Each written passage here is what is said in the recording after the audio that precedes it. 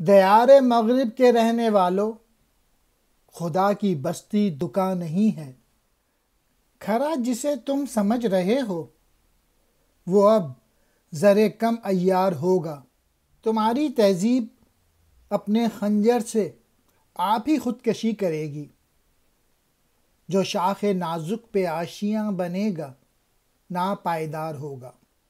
کھرا یعنی صحیح سمجھنا، زر کم عیار گھٹیا ہونا، مراد یورپی تہذیب و تمدن۔ خودکشی خود کو ہلاک کرنا، شاخ نازک کمزور ٹہنی، آشیانہ گھونسلہ، ناپائیدار کمزور۔ ان اشعار میں اقبال نے جو برطانیہ کے جو حکمران تھے اس زمانے کے، ان کو آڑے ہاتھوں لیا ہے کہ وہ بزنس کے ذریعے انہوں نے ہندوستان پہ قبضہ کیا تھا، تو اس پہ انہوں نے یہ شعر کہے ہیں کہ بزنس شروع کر کے، تجارت شروع کر کے ان ملکوں پہ جو قبضہ کرنا شروع کر دیا تھا اور لوٹ لوٹ کے اپنے ملک لے گئے تھے، لیکن خدا کے بندوں کا خیال نہ رکھا۔ جسے تم کھرا سمجھ رہے ہو وہ کھوٹا ثابت ہوگا، اور یہ جو تہذیب جس پہ تم فخر کر رہے ہو تمہاری تباہی کا باعث بنے گی۔ سفینہ برگ گل بنا لے گا قافلہ مور ناتواں کا۔ ہزار موجوں کی ہو کشاکش مگر یہ دریا سے پار ہوگا۔ چمن میں لالا دکھاتا پھرتا ہے داغ اپنا کلی کلی کو۔ یہ جانتا ہے کہ اس دکھاوے سے دل جلوں میں شمار ہوگا۔ جو کمزور لوگ ہیں، جو اپنے آپ سے باتیں کرتے ہیں کہ وہ اسٹرانگ نہیں ہیں، انہیں یہ شعر پڑھنا اور سمجھنا چاہیے۔ سفینہ کہتے ہیں کشتی کو، برگ گل پھول کی پتی، مور ناتواں کمزور چیوٹی، موجوں لہروں، کشاکش کھینچا تانی، لالا سرخ رنگ کا پھول، داغ کہتے ہیں زخم کو، دل جلوں ناکام عاشقوں، شمار ہوگا گنا جائے گا۔ پہلے شعر کا مین میسج یہی ہے کہ یعنی مسلمان کتنے ہی کمزور ہوں مگر کامیابی ان کا مقدر بنے گی۔ کمزور چیوٹیوں کا قافلہ پھول کی پتی کو کشتی بنا لے گا۔ موجیں خواہ کتنی ہی کھینچا تانی کریں، یہ چیوٹیاں قافلے کے پار اتریں گی۔ اس وقت مسلمان کمزور ہیں لیکن وہ دوبارہ اسٹرانگ ہوں گے انشاءاللہ۔ ایک اور میسج بھی لیا جا سکتا ہے، جیسے چیوٹیاں لائن میں چلتی ہیں، اپنا اتحاد قائم رکھتی ہیں، اس طریقے سے مسلمان بھی اپنا اتحاد قائم رکھیں گے۔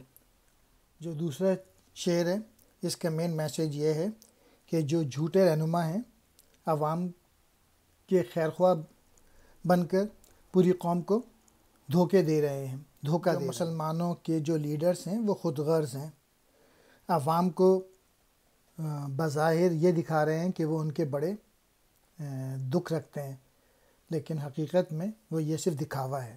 جو مسلمان کے جو لیڈرز، جو ایک تھا اے نگاہ تو نے ہزار کر کے ہمیں دکھایا، یہی اگر کیفیت ہے تیری تو پھر کسے اعتبار ہوگا۔ کہا جو قمری سے میں نے ایک دن یہاں کے آزاد پابۂ گل میں، تو غنچے کہنے لگے ہمارے چمن کا یہ رازدار ہوگا۔ اہل دنیا نے خدا کے وجود کو بھی کئی کئی ٹکڑوں میں تقسیم کر دیا۔ اگر یہی سلسلہ جاری رہا تو خدا پر کون یقین کرے گا۔ قمری جو ہے فاختہ کو کہتے ہیں، پابۂ گل جن کے پاؤں کیچڑ یا دلدل میں پھنسے ہوں۔ مین میسج اس شعر کا یہ ہے کہ جو حکومت اس وقت جو ہمیں آزادی کے نام پہ جو کچھ دے رہی ہے وہ آزادی نہیں بلکہ پابندی ہے۔ میں نے ایک روز قمری سے کہا کہ جن کو یہاں آزاد تصور کیا جا رہا ہے وہ تو کیچڑ کی دلدل میں پھنسے ہوئے ہیں، یہ آزاد تو نہیں ہے۔ یہ بات کلیوں نے بھی سن لی اور بولی یہ شخص تو ہمارے باغ کا رازدار ہے۔ خدا کے عاشق تو ہیں ہزاروں، بنوں میں پھرتے ہیں مارے مارے، میں اس کا بندہ بنوں گا جس کو خدا کے بندوں سے پیار ہوگا۔ یہ رسم بزم فنا ہے اے دل، گناہ ہے جنبش نظر بھی، رہے گی کیا آبرو ہماری جو تو یہاں بے قرار ہوگا۔ بنو کہتے ہیں جنگلوں میں، پھرتے ہیں مارے مارے، ادھر ادھر بیکار پھرنا۔ رسم بزم فنا، فنا ہونے والی دنیا کے دستور۔ جنبش نظر، نگاہ کا بدلنا۔ آبرو کہتے ہیں عزت کو۔ بے قرار، بے چین۔ مین میسج اقبال کا یہ ہے کہ اقبال ان کو سچا عاشق مانتے ہیں جو کہ بندوں کا خیال رکھتے ہیں، جو ان کو خدا کے بندوں سے پیار ہوتا ہے، ان سے محبت سے پیش آتے ہیں، نرمی سے پیش آتے ہیں، اور ان کی خیر خواہی کے لیے زندگی بسر کرتے ہیں۔ اور دوسرے شعر کا مین میسج یہی ہے کہ قوم کی خدمت میں تکلیف اٹھانا اور اف تک نہ کرنا، یہی عزت اور آبرو ہے۔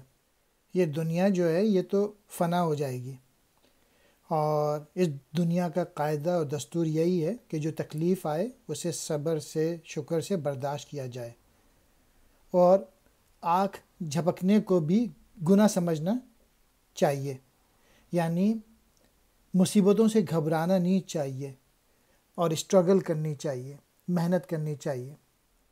یعنی زندگی جو ہے وہ تو مشکلات کا نام ہے، اور اس کو شکوے کے بغیر گزارنا چاہیے۔ اگر ان میں آپ بے چینی کا اور اضطراب کا مظاہرہ کریں گے تو یہ حوصلہ مندی کی بات نہیں ہے، یہ توہین ہے انسان کی کہ وہ مصیبتوں سے گھبرا جائے۔ ڈیفیکلٹیز کو فیس کرنا چاہیے۔ میں ظلمت شب میں لے کے نکلوں گا اپنے درماندہ کارواں کو، شرر فشاں ہوگی آہ میری، نفس میرا شعلہ بار ہوگا۔ نہیں ہے غیر از نمود کچھ بھی جو مدعا تیری زندگی کا، تو ایک نفس میں جہاں سے مٹنا تجھے مثل شرر ہوگا۔ بہت ہی پیارا شعر ہے۔ ظلمت شب، رات کی تاریکی۔ درماندہ کارواں، وہ قافلہ جو پیچھے رہ گیا ہو۔ شرر افشاں، چنگاریاں بکھیرنے والی، نفس کہتے ہیں سانس کو۔ شعلہ باس، شعلے برسانے والا۔ غیر از نمود، ظاہر ہونے کی حالت سے بے گانہ۔ مدعا، مقصد، ایک نفس میں، ایک پل میں۔ مٹنا، ختم ہو جانا۔ مثل شرر، چنگاری کی طرح۔ اقبال کہہ رہے ہیں کہ مین میسج یہ ہے کہ میری قوم جو ہے وہ بھٹک گئی ہے، ان کو منزل کا کچھ پتہ نہیں ہے۔ اقبال کہہ رہے ہیں میں عزم و ہمت سے اس کا مقابلہ کروں گا اور ان کی رہنمائی کروں گا، ان کو منزل کی طرف لے کے جاؤں گا۔ اس تاریک شب میں روشنی کے لیے میری آہیں، میری پوئٹری چنگاریاں برسائیں گی، اور میری ہر سانس شعلہ اگلے گی مسلمانوں کے لیے۔ اگر تیری زندگی کا مقصد صرف ظاہری نمود اور نمائش ہے تو تو صرف ایک چنگاری کی طرح ہے اور کسی بھی وقت مٹ جائے گا۔ یعنی بغیر مقصد کے زندگی نہیں گزارنی چاہیے، مقصد ہونا چاہیے، پیشن ہونا چاہیے۔ نہ پوچھ اقبال کا ٹھکانہ، ابھی وہی کیفیت ہے اس کی، کہیں سر راہ گزر بیٹھا ستم کش انتظار ہوگا۔ کیفیت کہتے ہیں حالت کو، سر راہ راستے میں، ستم کش انتظار ظلم سہنے کے انتظار میں۔ اقبال کا ٹھکانہ کیا پوچھتے ہو، اس کی کیفیت پہلی جیسی ہے، وہ کسی راہ گزر میں بیٹھا اپنے محبوب کا انتظار کر رہا ہوگا۔